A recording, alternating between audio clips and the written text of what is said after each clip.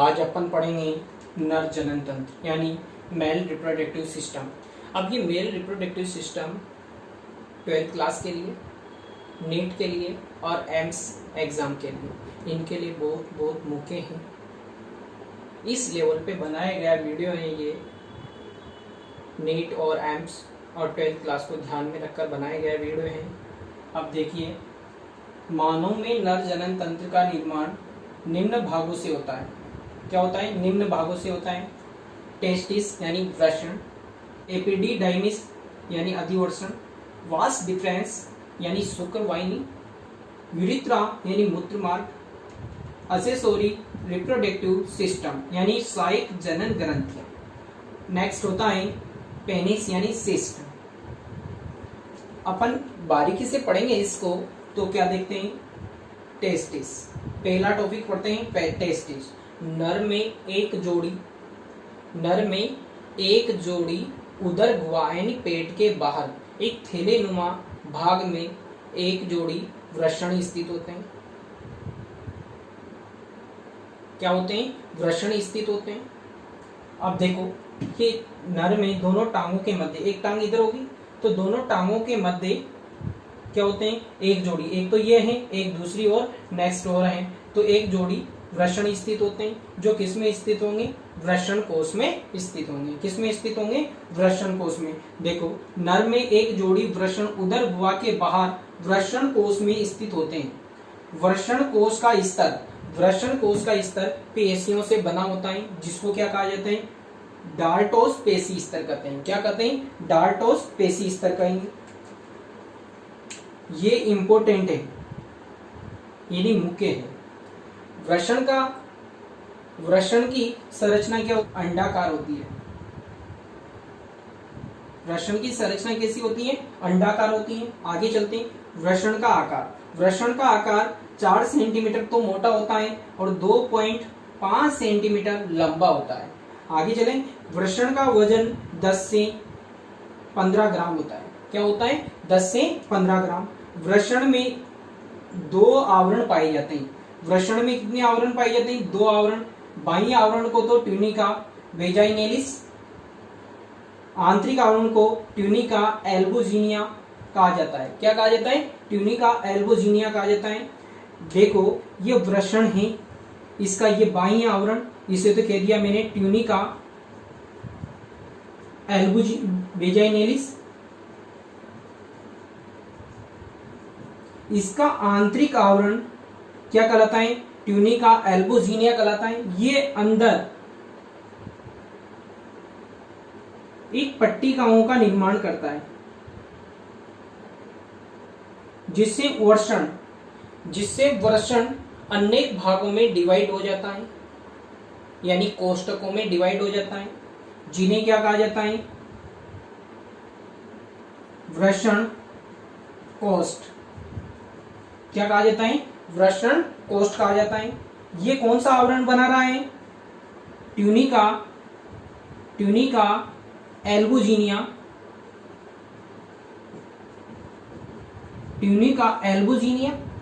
कौन सा आवरण बना रहा है? ट्यूनिका एल्बुजिनिया बना रहा है। वृषण कोष्ठ की संख्या प्रत्येक वृषण में 250 से 300 के लमसम होती है। ट्यूनिका एल्बुजिनिया अंदर की ओर धंसकर पट्टिका का निर्माण करता है, जिसे वृषण अनेक कोष्ठकों में विभाजित हो जाता है, जिन्हें वृषण कोष्ठ कहते हैं। इन कोष्ठकों की संख्या एक वृषण में 250 से 300 होती हैं। इन कोष्ठकों में से 2 या 3 नलिकाएं निकलती है। इन कोष्ठकों में क्या निकलती हैं? 2 या 3 नलिकाएं निकलती है। क्या निकलती है? प्रत्येक कोष्ठ से 2 या 3 नलिकाएं निकलती, जिन्हें शुक्र जनन नलिकाएं कहते हैं। क्या कहते हैं? जिन्हें शुक्र जनन नलिकाएं कहते हैं। ये वृषण की संरचनात्मक व क्रियात्मक इकाई होती है। क्या होती है? संरचनात्मक एवं क्रियात्मक इकाई होती है, क्योंकि इन्हीं के द्वारा शुक्राणुओं का निर्माण होता है। इन्हीं के द्वारा किसका निर्माण होता है? शुक्राणुओं का निर्माण होता है। इन नलिकाओं के बाहर की ओर ट्यूनिका प्रोपिया, यानी कि मैं एक शुक्र जनन नलिका बनाई है। बाहर की ओर ये कौन सी नलिका है? शुक्र जनन नलिका है। नलिका, इसके बाहर की ओर ट्यूनिका प्रोपिया आवरण पाए जाते हैं।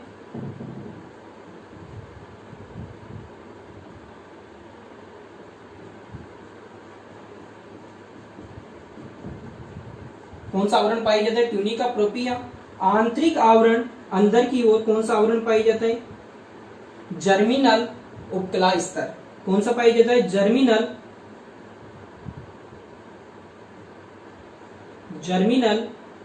उपकला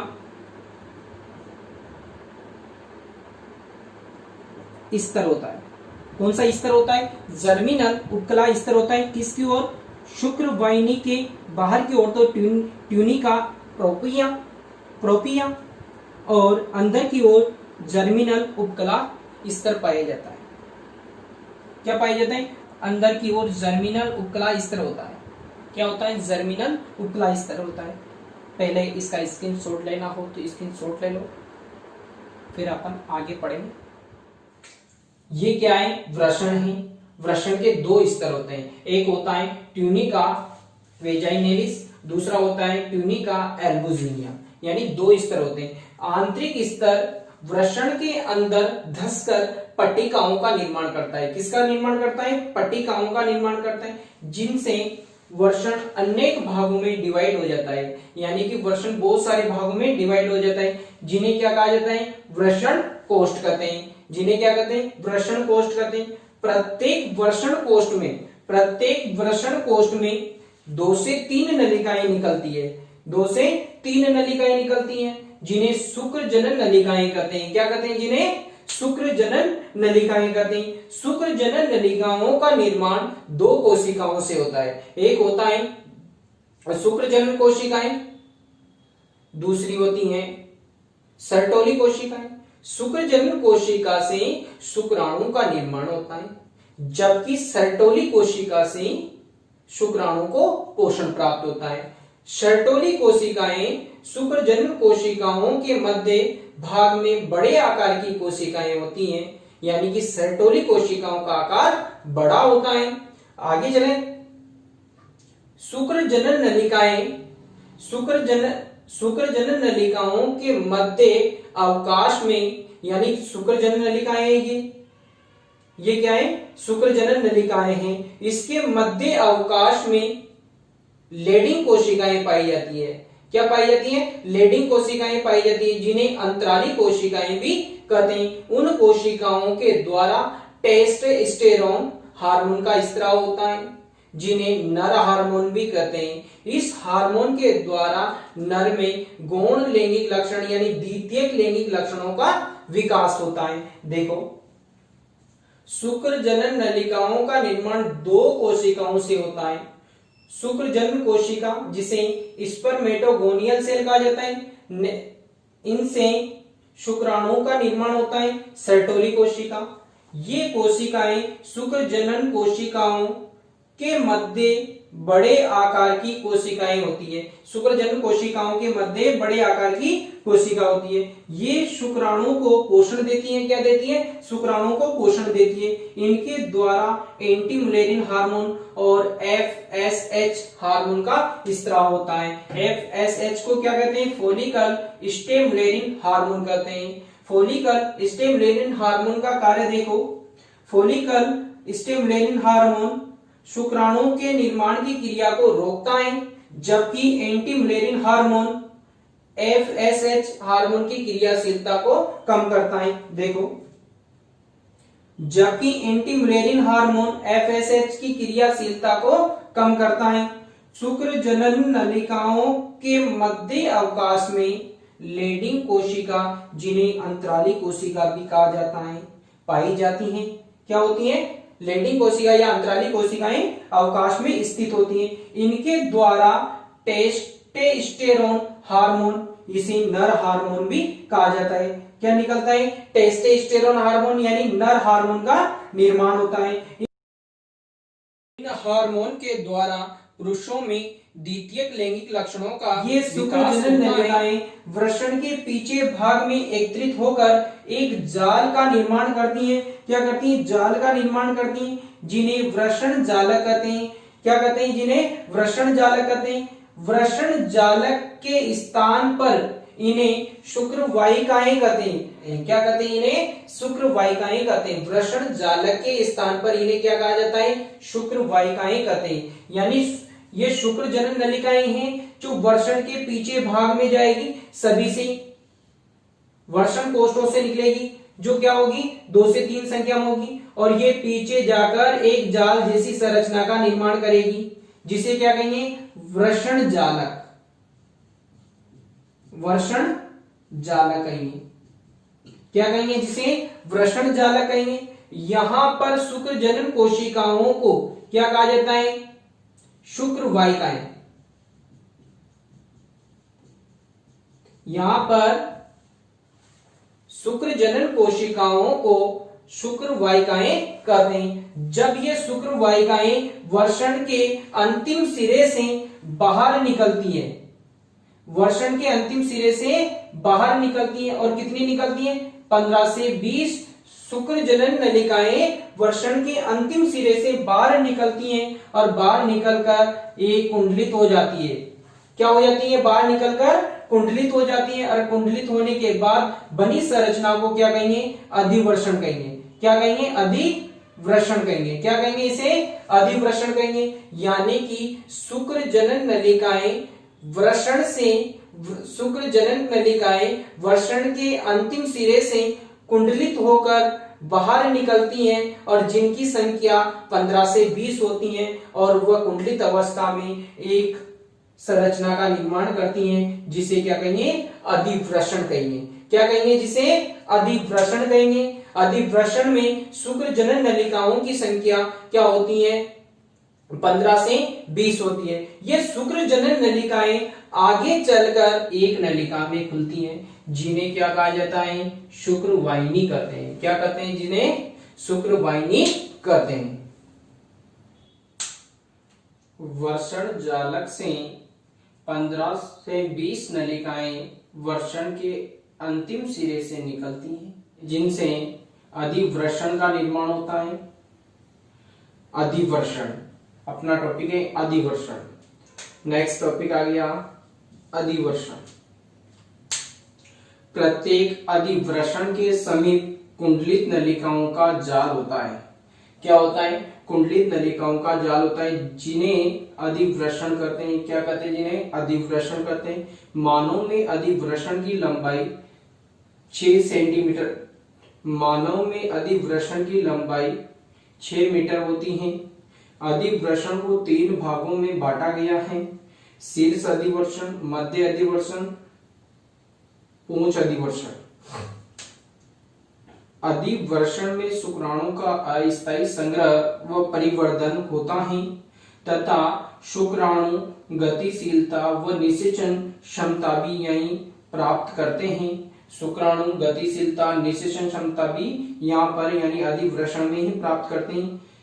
शुक्र वाहिनी, अधिवृषण की सभी कुंडलित नलिकाएं मिलकर एक नलिका का निर्माण करती हैं, जिसे शुक्र वाहिनी कहते हैं। इसकी लंबाई 45 सेंटीमीटर होती है। शुक्र वाहिनी की भित्ति गतिशील होती है, यानी कि शुक्र वाहिनी की भित्ति क्या होती है, गतिशील होती है, जिसके कारण शुक्राणु आगे की ओर गति करते हैं। यानी कि शुक्र वाहिनी की भित्ति इस प्रकार चलती है, इस प्रकार गतिशील होती है, जिसके कारण जब इसमें कोई शुक्राणु आ जाते हैं तो आगे बढ़ेगा, ऐसे दब जाती है तो आगे बढ़ते हैं।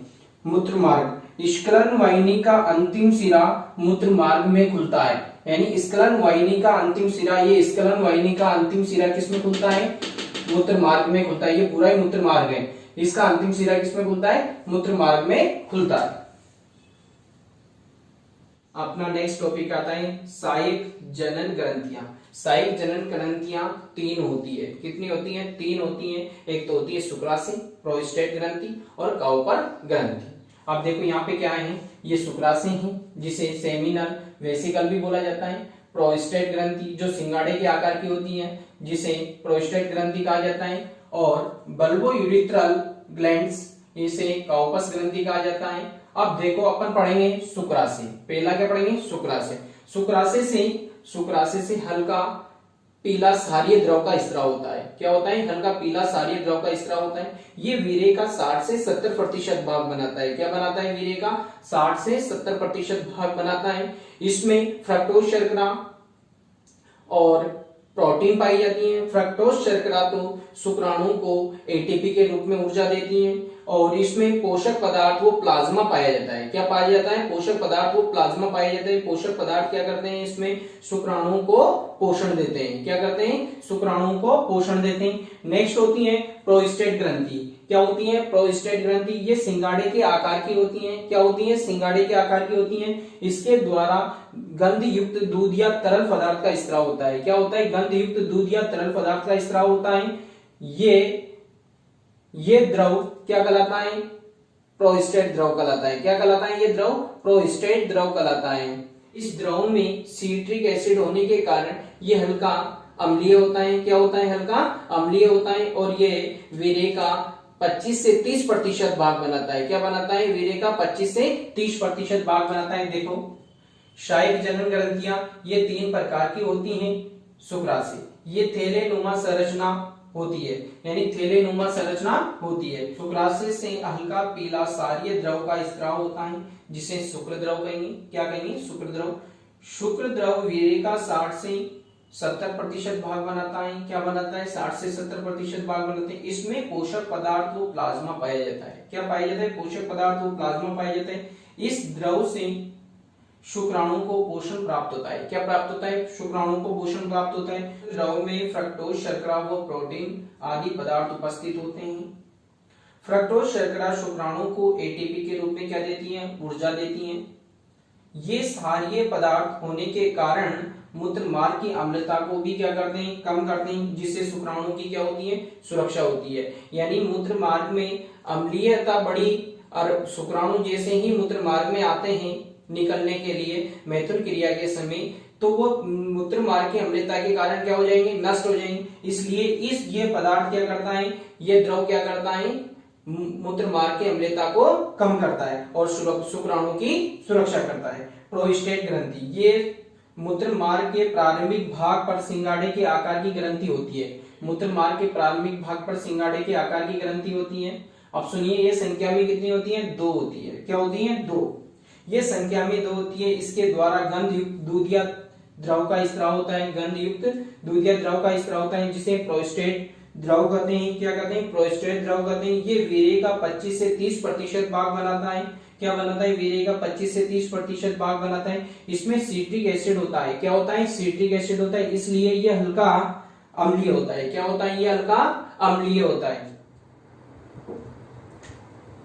आगे प्रोस्टेट द्रव में फाइब्रिनोलाइसिन व फाइब्रिनोजन प्रोटीन पाई जाती है। यानी कि प्रोस्टेट द्रव में फाइब्रिनोलाइसिन और फाइब्रिनोजन प्रोटीन पाई जाती है जो वीर्य के स्कंदन यानी वीर्य को जमने से रोकती है। क्या रोकती है? वीर्य को जमने से यानी वीर्य का स्कंदन होने से रोकती है।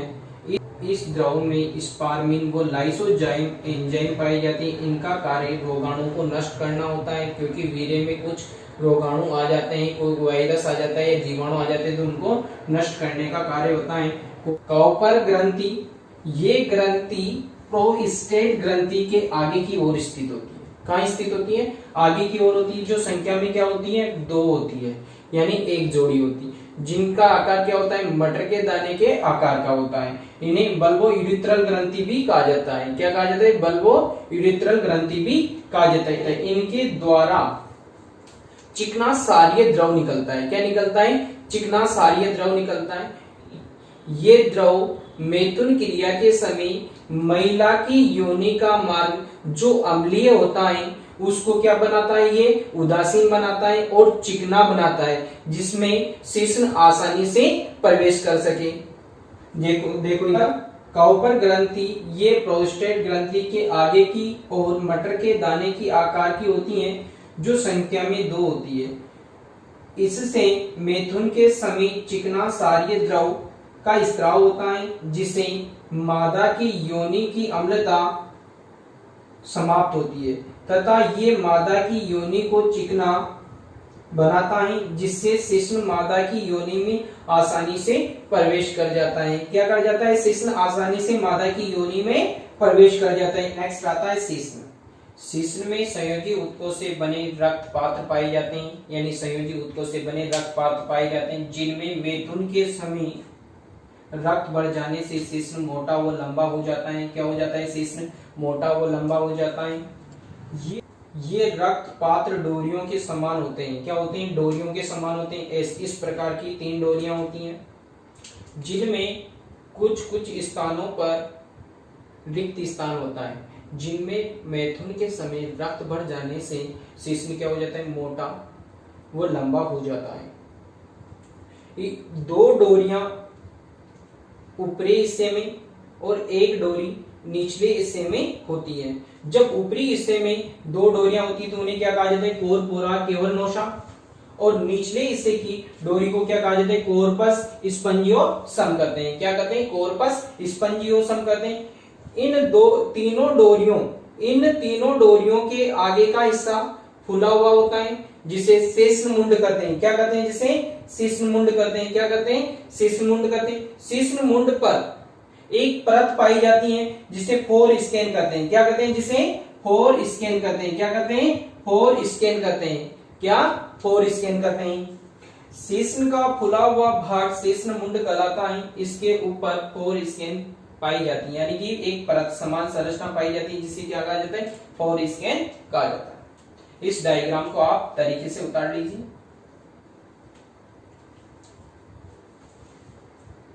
सर्दियों के दिनों में वर्षण कोश का ताप शरीर के ताप से 2 से लेकर 2.5 डिग्री तक कम होता है। यानी सर्दियों के दिनों में वर्षण कोश का ताप क्या होता है? 2 से लेकर 2.5 डिग्री तक क्या होता है? कम होता है, जिसके फलस्वरूप क्या नहीं बन पाते हैं? शुक्राणु का निर्माण नहीं हो पाता है। यानी कम ताप की वजह से शुक्राणु नहीं बन पाते हैं। इसलिए सर्दियों में ये वर्षण कहाँ चले जाते हैं? उदर गुहा के नजदीक। यानी वर्षण कहाँ खिसक जाते हैं? उदर गुहा, यानी पेट के अंदर की गुहा के नजदीक आ जाते हैं। उदर गुहा के नजदीक आ जाते हैं। देखो, जिस ताप पर शुक्राणु का निर्माण संभव नहीं है, इसलिए सर्दियों के दिनों में वर्षण उदर गुहा के अधिक नजदीक आ जाते हैं। क्या आ जाते हैं? उदर गुहा के अधिक नजदीक आ जाते हैं।